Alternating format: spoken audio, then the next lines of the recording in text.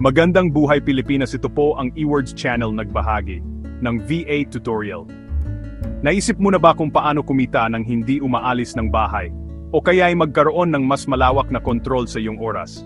Alam mo ba na pwede kang magtrabaho mula sa bahay bilang isang virtual assistant o VA? Ito ay isang oportunidad na nagbibigay daan sa iyo upang magtrabaho sa iyong sariling espasyo, sa iyong sariling oras, at kumita ng pera. Ang VA ay tumutulong sa mga negosyo. Sila ang mga back-end heroes na sumusuporta sa mga entrepreneur at maliliit na negosyo sa iba't ibang aspeto ng kanilang operasyon. Sa madaling salita, ang VA ay isang all-around assistant na kayang gampanan ang iba't ibang gawain, mula admin tasks, tulad ng pag-organisa ng mga dokumento, pag-schedule ng mga appointment, at pag-manage ng email. Kasama rin dito ang social media, kung saan ikaw ay magiging responsible sa paglikha ng mga engaging content, pag-manage ng mga social media accounts, at pagpapalago ng online presence ng iyong kliyente. At hindi lang yan, maaari ka ring magbigay ng tech support, pag-troubleshoot ng mga technical issues, pag-assist sa mga customer, at pag-ensure na maayos ang operasyon ng mga sistema. Ang kailangan mo lang ay gamit lang ang computer at internet.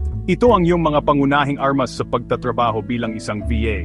Patok ito sa mga Pilipino dahil sa ating kasipagan, dedikasyon, at willingness na matuto ng mga bagong skills.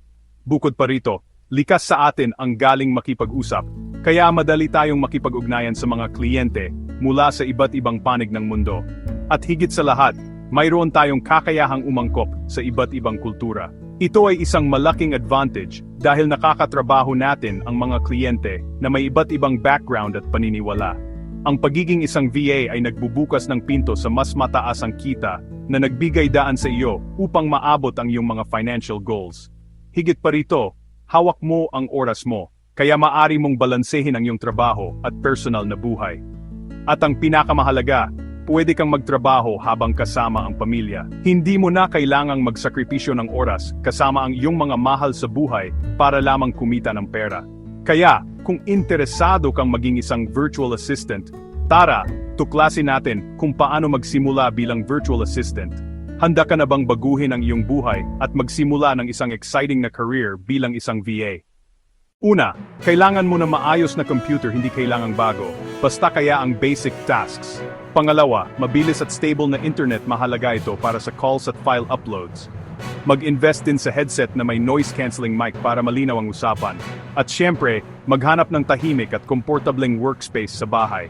Ang mga ito ang basic tools mo para maging professional na VA. Alagaan ang iyong kagamitan, ito ang puhunan mo. Ready ka na ba? Next, skills naman. Kailangan mo ng computer literacy, marunong sa Word, Excel, email, at internet. Mabilis mag-type at marunong mag-manage ng files. Plus points. In-demand skills ngayon, social media management, e-commerce, graphic design, at video editing. Pumili ng isa o dalawa na gusto mong i-specialize. Maraming free tutorials sa YouTube at online courses sa Udemy, Coursera, at BP. Maglaan ng oras araw-araw para matuto ng bago. Hindi kailangang maging expert, agad ang mahalaga, willing kang matuto. Ang bawat bagong skill ay dagdag opportunity. Gumawa ng malinaw at professional na resume. Ilagay ang contact info, summary, skills at experience. Highlight mo ang skills na relevant sa VA job na gusto mo. Gamitin ang Canva para visually appealing na resume. Para sa portfolio, gumawa ng sample works kahit hindi pa bayad. Basta mapakita ang galing mo, ilagay ito sa Google Drive o simpleng website para madaling ma-share. I-link ang portfolio sa resume at online profiles mo. Handa ka na bang mag-apply? Let's go! Mahalaga ang malinaw at professional na komunikasyon, lahat ng usapan ay online. Palakasin ang English skills mo, manood, makinig at magbasa ng English content. Practice magsalita at sumulat araw-araw. Maging magalang at maagap sumagot sa kliyente. Huwag mahiyang magtanong kung may hindi malinaw. Active listening at tamang etiquette ang susi sa magandang relasyon sa kliyente. Tandaan, communication builds trust. So, you're ready to dive into the world of virtual assistants and start your job hunt? That's fantastic. But the big question is, saan nga ba maghahanap ng VA jobs? Where do you even begin to look for legitimate opportunities in this vast online landscape? Finding the right platform is crucial to landing your dream VA role. Una, let's talk about onlinejobs.ph. This is a great starting point for many Filipino VAs. It's a platform specifically designed Para sa mga Pinoy, offering direct hire positions and often focusing on long-term engagements. This means you're more likely to find stable and consistent work here. You can build lasting relationships with your clients. OnlineJobs.ph really understands the Filipino VA market. Pangalawa, we have Upwork. This is a global platform, meaning it's mas competitive. You're up against VAs from all over the world. Pero, with that competition, comes opportunity. Mas malaki ang kita. The potential earnings can be significantly higher on Upwork, especially if you specialize in a high-demand skill. Dito, kailangan mong gumawa ng proposals. You need to craft compelling proposals that showcase your skills and experience. Think of each proposal as a mini sales pitch, highlighting why you're the perfect fit for the client's needs. And you need to build ng reputation. Your Upwork profile is your online resume. Positive reviews and successful projects will help you stand out from the crowd and attract more clients. It's all about building trust and credibility. Pangatlo, let's not forget LinkedIn. It's crucial to optimize ang profile mo. Make sure your LinkedIn profile is up to date and highlights your VA skills and experience. Use keywords that recruiters and clients are likely to search for. A professional headshot is a must. Don't be afraid to connect sa potential clients. Networking is key on LinkedIn. Join relevant groups, participate in discussions, and reach out to people in your industry. Building relationships can lead to unexpected opportunities, and most importantly, magpakita ng expertise. Share valuable content, showcase your skills, and demonstrate your knowledge in your field. Position yourself as a thought leader and an expert in your niche.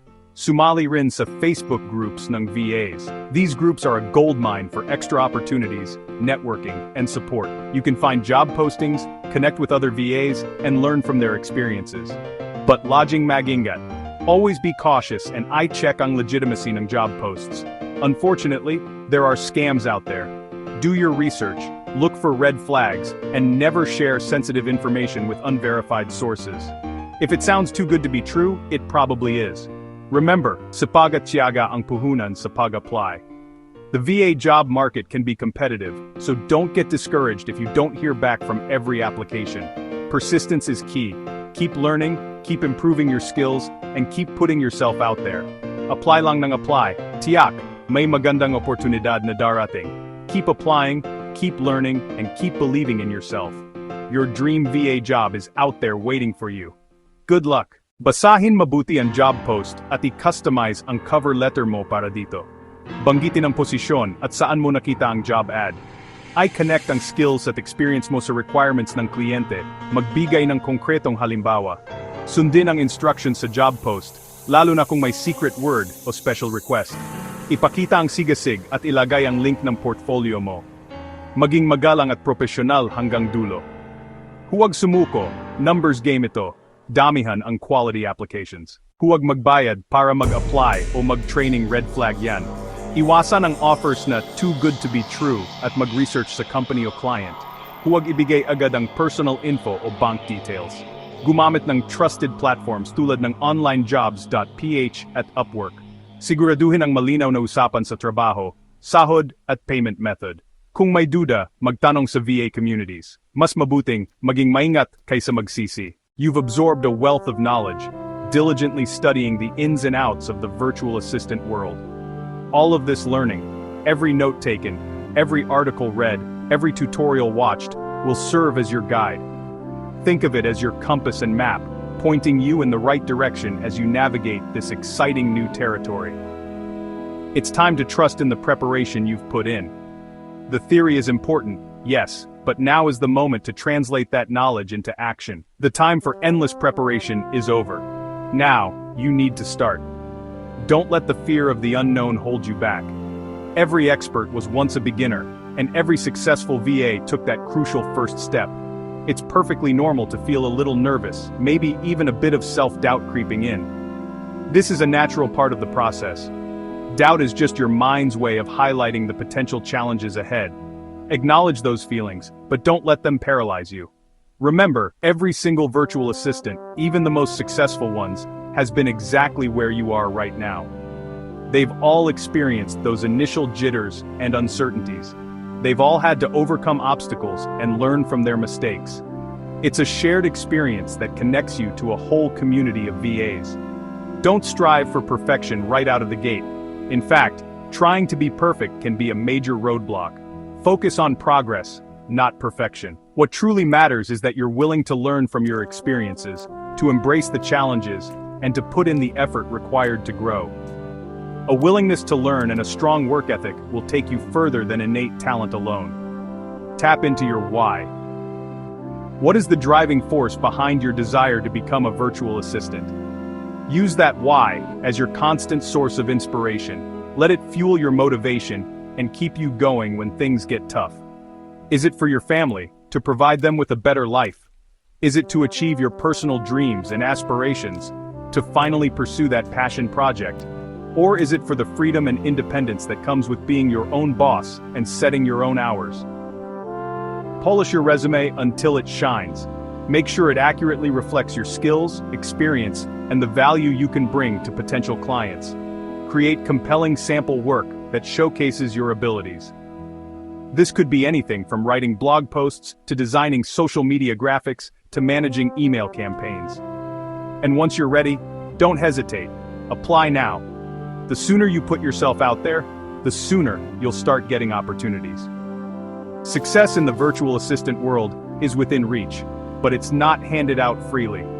It's reserved for those who are willing to work hard, persevere through challenges, and remain committed to their goals. Above all else, believe in yourself and your capabilities. You have the skills, the knowledge, and the drive to succeed. This is it. This is the beginning. Your VA journey starts right now. Embrace the adventure, the challenges, and the opportunities that lie ahead. Start writing the story of your success, one task, one client, one milestone at a time. The world is waiting to see what you can achieve.